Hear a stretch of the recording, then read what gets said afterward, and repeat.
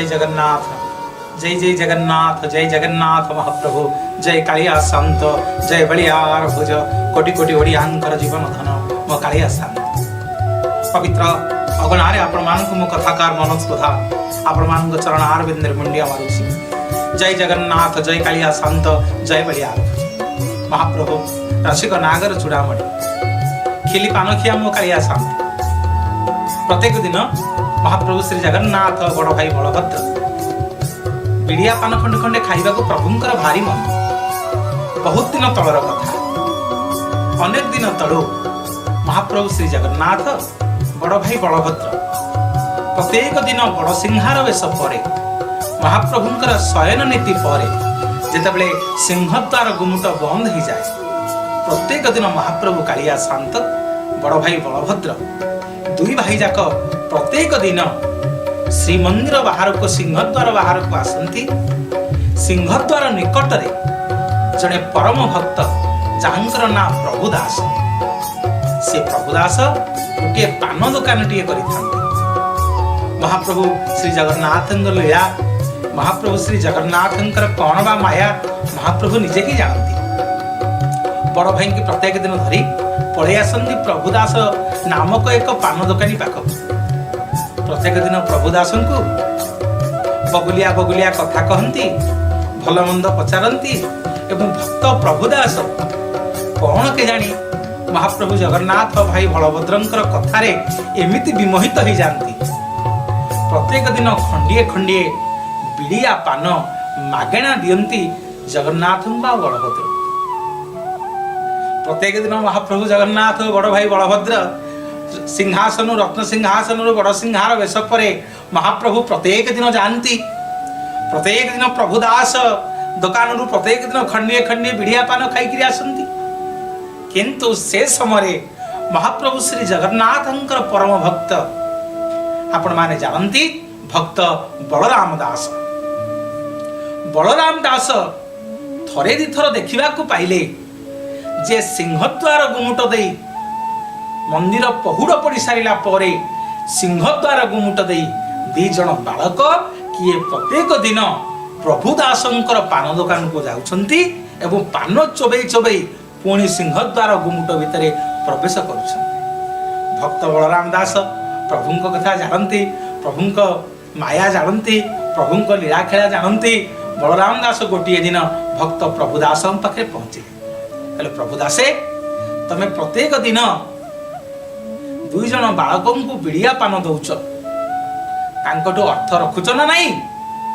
प्रभुदास उत्तर देले बलराम दास कहले आज्ञा दुई जन बालक एते गेल्हा, दुई जन बालक एते मधुर, दुई जन बालकों कथा मो पेट पुरी जाए। दुई जन बालकों स्नेह ममतारे मुझे बांधी जाए सेमानठू अर्थ मागिबा को मते खराब लगुची। तेणु मु को दिन सेमानठू अर्थ रखे नहीं। प्रत्येक दिन से दी भाई की मु खंडिए खंडिए बिड़िया पान दिए। दर्शक बंधु बलराम दास एक चालाकी कले, कहले महाप्रभु आपण डाले डाले गले मु पत्रे पत्रे जीवी। भक्त भावग्राही कालिया शांत आपण। भक्त बलराम दास बतई देले प्रभुदास को, कहले दासे आज जिते से दुई भाई तुम पाखक पान पाई आसबे तुम से अर्थ मागिब ना? आज्ञा मते क्षमा करंतु, से दुई जन बालक केमिति अर्थ मागिबी ना? नाई नहीं, तुम्हें अर्थ मागिब, अर्थ मागिबा को पड़िबो।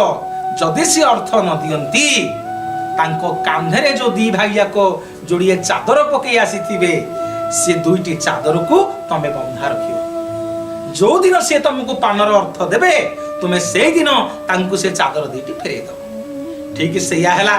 राति हैला, महाप्रभु श्री जगन्नाथ बड़ भाई बलभद्र सिंहद्वार गुमुट दे प्रभुदास पान दुकान रे पहुंचले। भक्त प्रभुदास पान देले।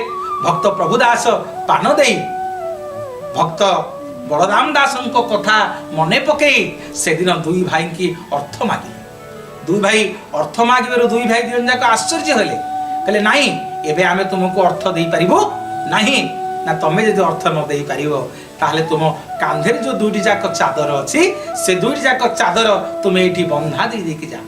दर्शक बंधु बड़ भाई बलभद्र सान भाई कालिया शांत दुई जन जाक प्रभुदास पाखे से चादर बंधा पकई देकी आसिले।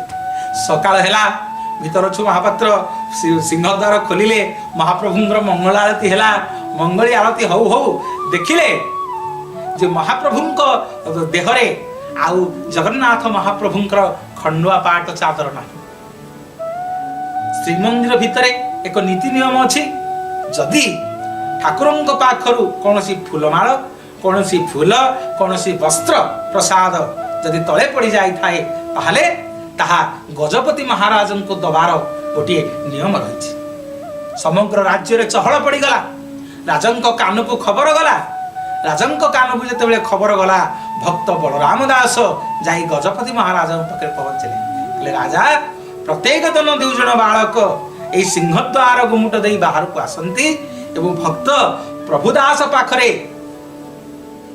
बिड़िया पान खाती चलतु जीवा भक्त प्रभुदासर नुआणिया चाल घरे देखा महाप्रभु जगन्नाथ और बलभद्रंकर दुईटी जाक चादर प्रभुदास बंधा रखिछन एई कथा गजपति महाराज जानिया को पाइले एवं भक्त बलराम दास को नहीं भक्त प्रभुदास घरे पहुंचले देखिला बेल को शतक शत भक्त प्रभुदास घर चंदन बासुची कर्पूर बासुची कस्तूरी बासुची तिलक बासुची आश्चर्य हेले गजपति महाराज देखिले दुईटी जाक चादर बंधा पड़ी दुईटी जाक चादर प्रभुदास रखिछंती सब कथा प्रभुदास को पचरा हला भक्त प्रभुदास प्रत्येक दिन बिड़िया पान दियंती जगन्नाथ के बलभद्र को एक कथा प्रभुदास गजपति महाराज को कहले सेठी गजपति महाराज पाँ पड़ी पड़ी गले भक्त प्रभुदास पाखे कहले धन्य भक्त धन्य प्रभुदास तो पाखक निजे कालिया शांत बड़ ठाकुर तोर बिड़िया पान खाइबा को आसी रे तोर अहं भाग्य रे भक्त अहं भाग्य